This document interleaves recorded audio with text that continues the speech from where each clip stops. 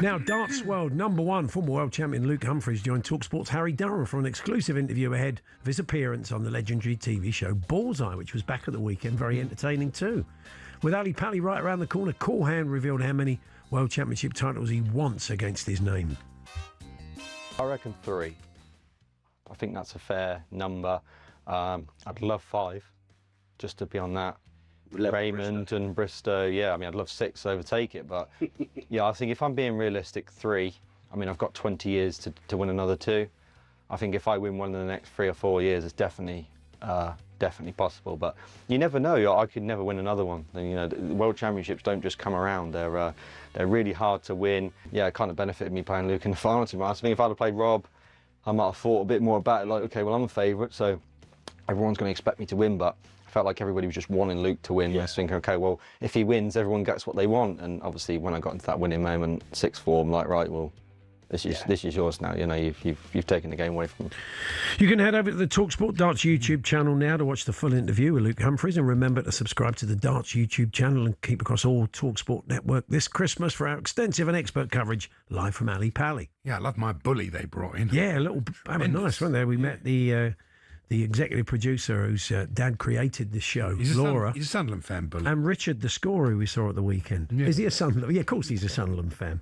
So anyway, we move on. Julian Nagelsmann, the German national coach, in this international break has been talking about Florian Wirtz and his issues so far settling in after that big transfer to Liverpool.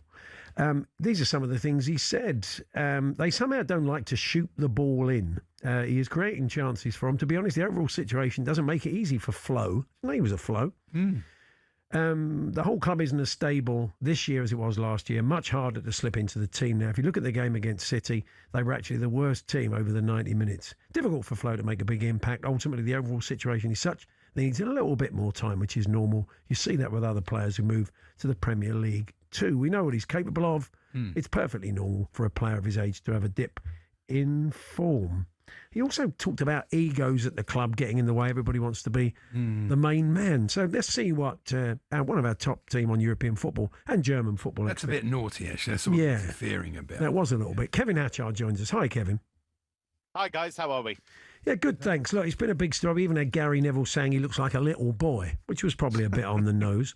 But look, he's been honest about it, though. He says that it has been it's quicker, it's more kind of hectic, it's probably more physical. You don't get the free kicks you may get in the Bundesliga that you do, in the Premier League. So there was always going to be a period of adjustment. Is it taking you longer than you imagined, Kev?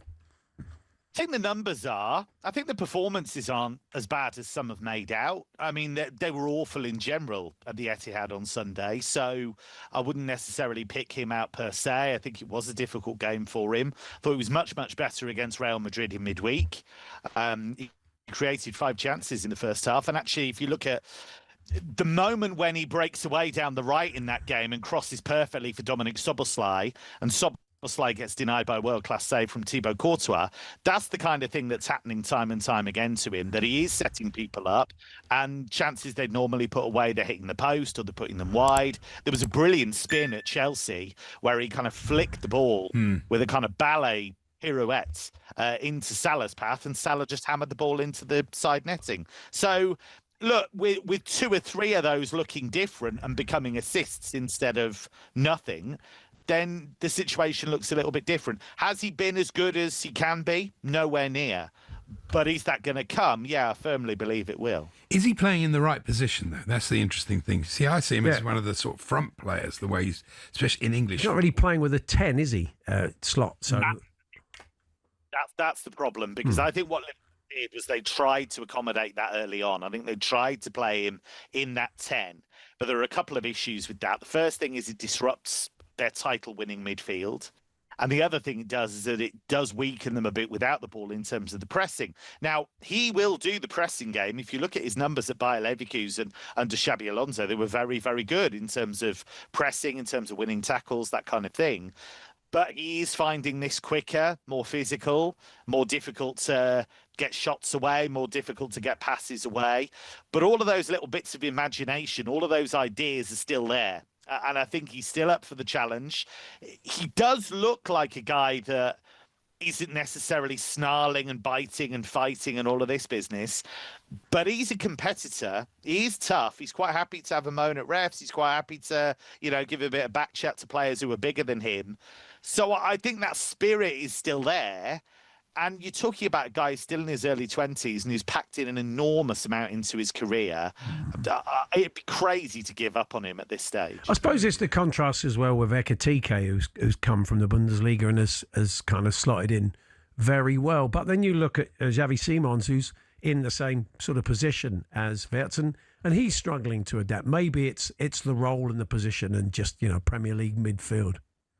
Yeah, I think that's Xavi is in a similar category in the sense that they are guys that are used to having a lot of their teams play through them, and they're used to having a bit more space, to be honest. I mean, Xavi is an interesting one because you have seen time and time again him get kicked out of the game.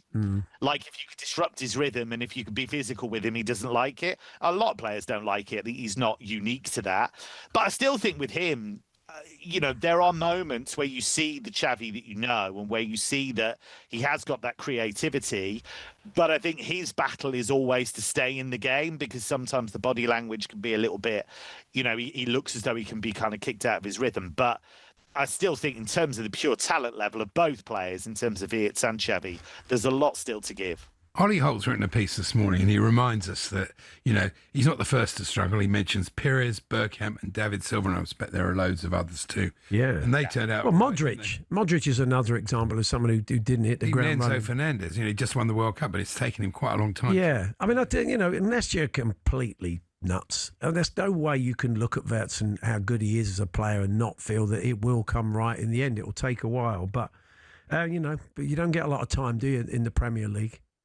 No, and I think he's aware of that. I think he knows it himself, but I think you're right. You cannot watch him for 90 minutes and not see something in there that makes you think, wow, okay, there's a real talent there.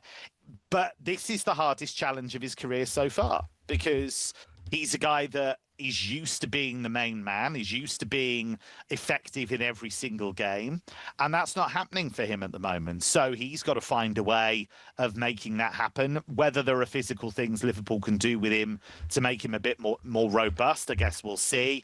But I think the actual key to it is a little bit of chemistry with his teammates, but also him just adjusting to not having that time that he would have in the Bundesliga. I think once he does that, and that is a process that takes a lot of time, but once that happens, I think you're looking at stellar football. Just a quick one on Mike Maignan, the Milan and France goalkeeper. He was linked to Chelsea in the summer and it didn't happen. He's been linked to Birmingham at the moment, potentially. I mean, do you think there's a pretty good chance he could end up in the Premier League in January? I don't think in January. I think whatever happens with him will happen at the end of the season. But Milan are desperate to get him to sign a new deal, and it's not happening at the moment. And the latest report suggested that Chelsea is still a move he's very, very keen on. I actually thought Chelsea missed a trick by not signing him in the summer, because I think that would have been... I know Sanchez has been better this season, but I still think Maignan's an upgrade on him. And I think that would have been a significant move for them if they'd been prepared to make that move happen in the summer. But you're still talking about somebody who's a regular for France, a real leader, massive experience, had a bit of a dip last season in form, but I feel like he's back to where he should be. And yeah, I would not be surprised to see Chelsea pick him up. Just one thing very quickly on Chelsea's goalkeeping situation, by the way. Chelsea fans should keep an eye on Mike Penders. He's making some phenomenal saves at Strasbourg. Big, tall guy, imposing. I think there's a real star there for the future. And I think what's important for Chelsea is that, you can bring Maignan in. That's great. But I do think long-term, Penders is the one they should be really hanging their hat on. You've said that to me before. You've heard good things, yeah. Oh, do stop it, Penders. Fantastic. Cheers, Kev. Thanks very much. Cheers, guys. Kevin Hatchard, a European football expert there on Florian Wirtz. Yeah, I don't doubt for 1 minute he's going to be a huge player, but it's just taking him a little bit of time. La Bohenne says Pat in Stockport. That's very clever. Good. This is because it's 400 Barney Spears. It's good. 415 quid to go and see Wagner's Ring. Oh, I know. Siegfried, part 3 of the Ring cycle. It's a lot of money, isn't it? £415. That's a ridiculous. That is prawn sandwich at a football match, isn't it? Justified, is it? It's just there's no. I mean, however good it is, that's a ridiculous amount of money. Yeah.